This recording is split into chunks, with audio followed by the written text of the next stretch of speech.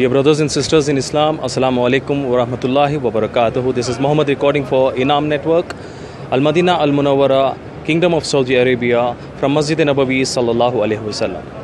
اور آپ میرے ساتھ ہیں مسجد نبوی صلی اللہ علیہ وسلم کے ایڈمنسٹریٹو ڈپارٹمنٹ سے بلانگ کرتے ہوئے شیخ مظفر مدنی. میرا سوال ان سے لونار ایکلپس کے سلسلے سے ہوگا. جو مختلف ملک میں یہ مانا جاتا ہے کہ لونار ایکلپس کے ٹائم پہ اس وقت حمل سے رہنے والی عورت بہت زیادہ پابندی کرنا ضروری ہے.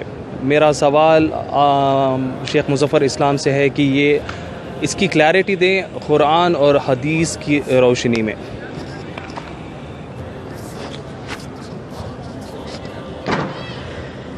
السلام علیکم ورحمۃ اللہ وبرکاتہ. دنیا میں جہاں کہیں بھی میری آواز سن رہے ہیں وہ غور سے ہماری باتوں کو سنیں.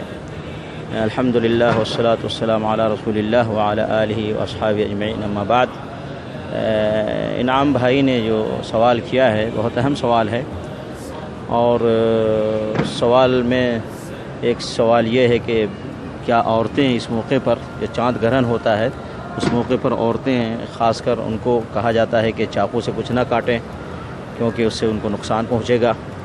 اور دوسری بات یہ کہی جاتی ہے کہ ایسے وقت میں ان کو ایک روم میں بند کر دیا جائے اور وہ آرام کریں تو حمل والی عورتوں کو.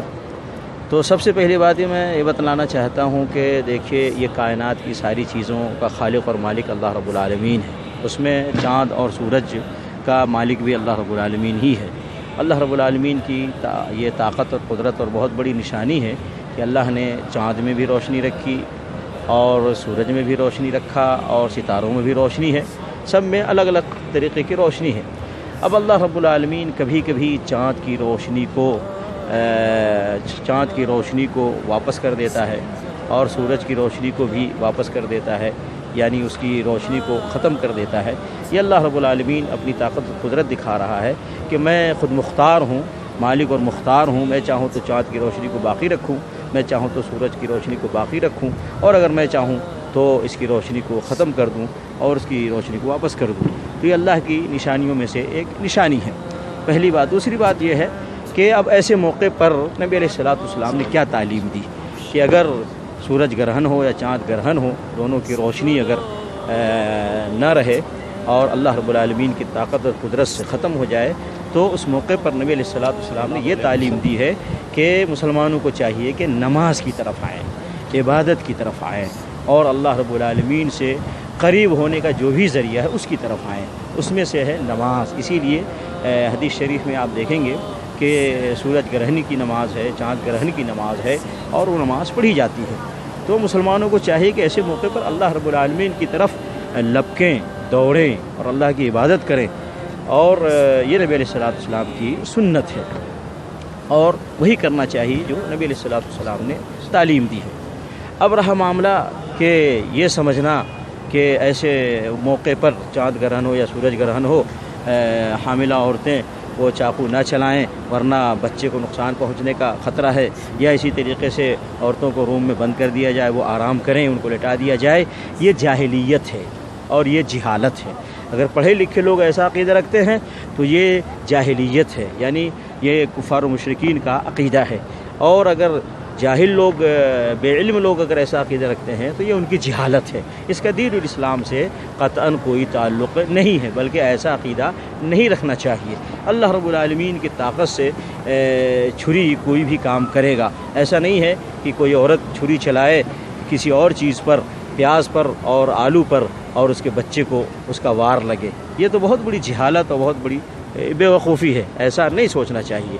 یا اسی طریقے سے حاملہ عورت کے بچے کو کوئی نقصان پہنچنے کا اندیشہ ہے، یہ بالکل غیر مسلموں کا عقیدہ ہے اور کافروں کا عقیدہ ہے، اور اسلامی عقیدہ یا اسلامی سوچ اور فکر یہ نہیں ہے. اس لیے مسلمانوں کو چاہیے ایسی چیزوں کو ذہن و دماغ سے نکال دیں اور ایسا عقیدہ نہ رکھے، بلکہ نبی علیہ الصلوۃ والسلام کی سنت کے مطابق وہ نماز کی طرف دوڑیں.